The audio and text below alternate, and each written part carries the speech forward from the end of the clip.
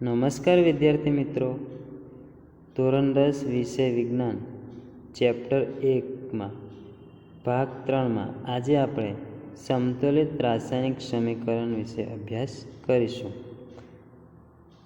જેને ઇંગ્લિશમાં balance chemical equation કહેવામાં આવે છે. ધોરણ 9માં તમે શીખી ગયા તે દળ સંચયનો નિયમ યાદ કરો. કોઈપણ રાસાયણિક પ્રક્રિયામાં દળ એટલે કે દ્રવ્યનું સર્જન થતું નથી કે તેનો વિનાશ થતો નથી. એટલે કે કોઈપણ રાસાયણિક પ્રક્રિયાની નિપજોમાં હાજર રહેલા તત્વોનું કુલ દળ એ પ્રક્રિયકોમાં હાજર રહેલા તત્વોના કુલ દળ જેટલું હોય છે. બીજા શબ્દોમાં કહીએ તો કોઈપણ રાસાયણિક પ્રક્રિયા શરૂ થતાં પહેલાં અને પૂર્ણ થયા બાદ તેમાં રહેલા દરેક તત્વોના પરમાણુઓની સંખ્યા સમાન રહે છે. તેથી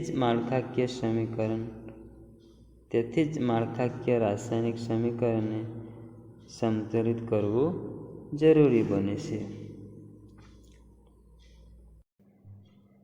તો હવે આપણે રાસાયણિક સમીકરણને તબક્કાવાર સમતોલિત કરતા શીખીએ. પ્રવૃત્તિ 1.3માં શાબ્દિક સમીકરણ નીચે પ્રમાણે રજૂ કરી શકાય છે. તો પ્રવૃત્તિ 1.3માં આપણે જોઈ ગયા તે સમીકરણને શાબ્દિક સમીકરણ નીચે મુજબ રજૂ કરી શકાય છે. ઝીંક પ્લસ સલ્ફ્યુરિક એસિડ, એટલે કે ઝીંક અને સલ્ફ્યુરિક એસિડ વચ્ચે રાસાયણિક પ્રક્રિયા થાય છે અને ઝીંક સલ્ફેટ નામની નિપજ બને છે, પ્લસ હાઇડ્રોજન વાયુ મુક્ત થાય છે. તો ઉપયુક્ત શાબ્દિક સમીકરણને નીચે દર્શાવેલ રાસાયણિક સમીકરણ દ્વારા રજૂ કરી શકાય. જે ઉપર આપણે જોઈ ગયા શાબ્દિક સમીકરણ, એ શાબ્દિક સમીકરણને રાસાયણિક સમીકરણ દ્વારા આ મુજબ રજૂ કરી શકાય. Zn પ્લસ H2SO4, ઝીંક અને સલ્ફ્યુરિક એસિડ વચ્ચે રાસાયણિક પ્રક્રિયા થાય છે અને ZnSO4 એટલે કે પ્લસ હાઇડ્રોજન વાયુ મુક્ત થાય છે. એટલે કે ઝીંક અને સલ્ફ્યુરિક એસિડ વચ્ચે રાસાયણિક પ્રક્રિયા થાય છે. ઝીંક સલ્ફેટ નામની નિપજ બને છે અને હાઇડ્રોજન વાયુ મુક્ત થાય છે. તો આ સમીકરણ છે એને આપણે તબક્કાવાર સમતોલિત સમીકરણ કઈ રીતે બનાવી શકીએ એનો અભ્યાસ કરીશું. તો રાસાયણિક સમીકરણને તબક્કાવાર સમતુલિત કરતાં આપણે શીખીશું. ચાલો આપણે તીરની નિશાનીની બંને તરફ રહેલા જુદા જુદા તત્વોના પરમાણુઓની સંખ્યા ચકાસીએ. સૌપ્રથમ ઝીંક તત્વની વાત કરીએ તો પ્રક્રિયકોમાં એક પરમાણુ રહેલો છે, નિપજોમાં પણ ઝીંકનો એક પરમાણુ રહેલો છે. એવી રીતે હાઇડ્રોજન પ્રક્રિયકોની અંદર 2 પરમાણુ રહેલા છે, નિપજોની અંદર પણ હાઇડ્રોજનના 2 પરમાણુ રહેલા છે. સલ્ફર પ્રક્રિયકોમાં સલ્ફરનો 1 પરમાણુ છે, નિપજોમાં પણ સલ્ફરનો 1 પરમાણુ છે. ઓક્સિજન પ્રક્રિયકોમાં ઓક્સિજનના 4 પરમાણુ છે અને નિપજોમાં પણ ઓક્સિજનના 4 પરમાણુ છે. તો જે આ આપેલ સમીકરણ છે એ સમતોલિત સમીકરણ કહેવાય. તો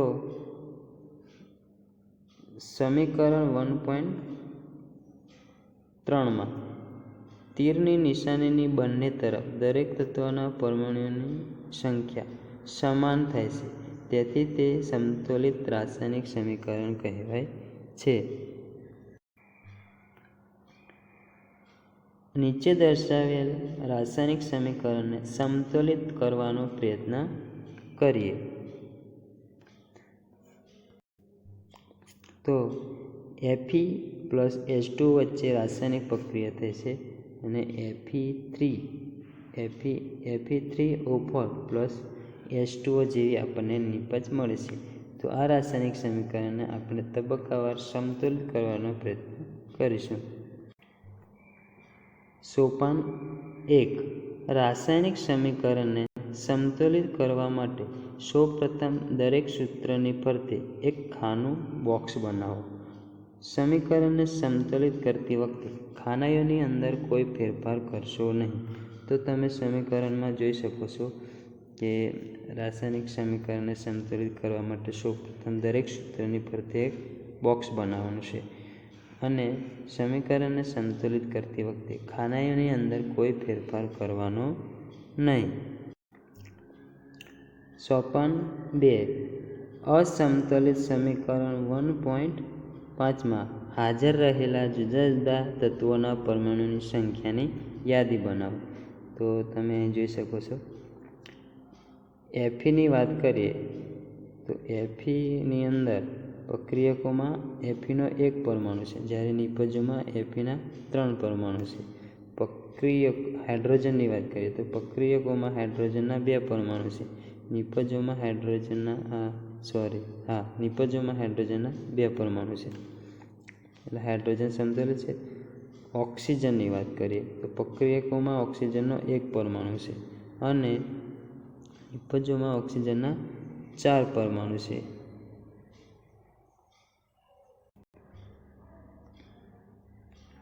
સોપાન 3. સરળતા ખાતર સૌથી વધુ પરમાણુઓ ધરાવતા સંયોજનના સંતુલનની શરૂઆત કરો. તે પ્રક્રિયક કે નિપજ ગમે તે હોઈ શકે છે. તે સંયોજનમાં સૌથી વધુ પરમાણુઓ ધરાવતું તત્વ પસંદ કરો. આ માપદંડ એટલે કે સિદ્ધાંત પ્રમાણે આપણે Fe3O4 અને તેમાં રહેલા ઓક્સિજન તત્વની પસંદગી કરીએ છીએ. જમણી તરફ ઓક્સિજનના 4 પરમાણુઓ છે, જ્યારે ડાબી તરફ ઓક્સિજનનો માત્ર 1 જ પરમાણુ છે. ઓક્સિજનના પરમાણુને સંતુલિત કરવા માટે તો ઓક્સિજનના પરમાણુ શરૂઆતમાં પ્રક્રિયકોમાં ઓક્સિજનનો 1 જ પરમાણુ છે અને નિપજોમાં ઓક્સિજનના 4 પરમાણુ છે. તો નિપજોમાં ઓક્સિજનના 4 પરમાણુ છે, તો પ્રક્રિયકોમાં પણ ઓક્સિજનના 4 પરમાણુ કરવા પડે. એના માટે સંતુલિત કરવા માટે 1 ને 4 વડે ગુણવા પડે. એટલે હવે ઓક્સિજનની અંદર પણ પ્રક્રિયકોમાં ઓક્સિજનના 4 પરમાણુ થઈ જશે અને નિપજોમાં પણ ઓક્સિજનના 4 પરમાણુ થઈ જશે. એ ચોક્કસપણે યાદ રાખવું જરૂરી છે કે પરમાણુની સંખ્યા સમાન કરવા માટે આપણે પ્રક્રિયામાં ભાગ લેતા સંયોજનો કે તત્વોના સૂત્રો બદલી શકતા નથી. ઉદાહરણ તરીકે ઓક્સિજન પરમાણુને સંતુલિત કરવા માટે 4 સહગુણક મૂકી 4H2O લખી શકીએ, પરંતુ H2O4 અથવા H2O ન લખી શકીએ. હવે આંશિક રીતે સમતુલિત સમીકરણ નીચે મુજબ થશે. હવે નિપજોની અંદર પણ ઓક્સિજનના 4 પરમાણુ થઈ ગયા. પ્રક્રિયકોમાં પણ ઓક્સિજનના 4 પરમાણુ થઈ ગયા અને નિપજોની અંદર પણ ઓક્સિજનના 4 પરમાણુ થઈ ગયા. તો આ રીતે આંશિક રીતે સમતુલિત સમીકરણ કહેવાય. સોપાન નંબર 4. Fe અને H પરમાણુઓ હજી પણ સંતુલિત નથી. ઉપરના સમીકરણમાં તમે જોઈ શકો છો Fe અને H પરમાણુઓ હજી પણ સંતુલિત નથી. એટલે કે પ્રક્રિયકોની અંદર Feનો 1 પરમાણુ છે અને નિપજોમાં Feના 3 પરમાણુ છે, જ્યારે હાઇડ્રોજનના પ્રક્રિયકોની અંદર 8 પરમાણુ છે. કેટલા? 8.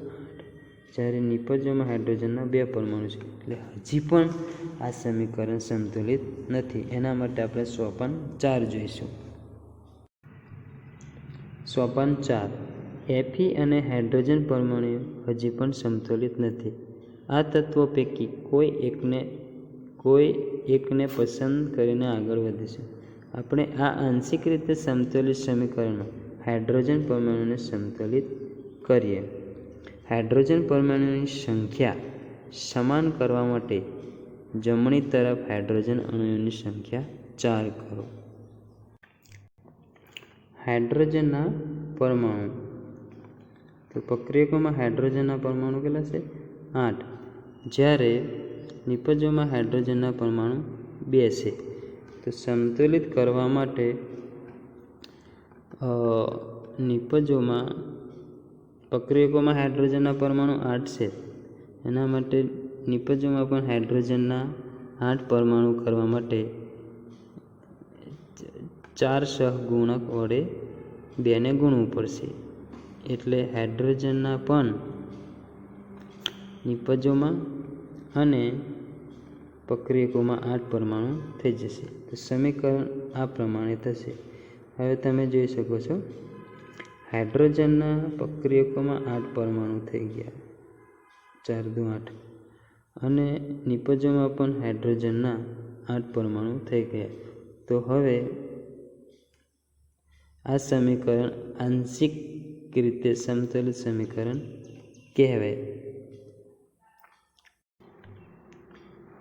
હજુ પણ આ સમીકરણ સમતુલિત નથી. પ્રક્રિયકોમાં એફીનો 1 પરમાણુ છે, નિપજોમાં એફીના 3 પરમાણુ છે. એટલે હજુ પણ આ સમીકરણ સમતુલિત નથી.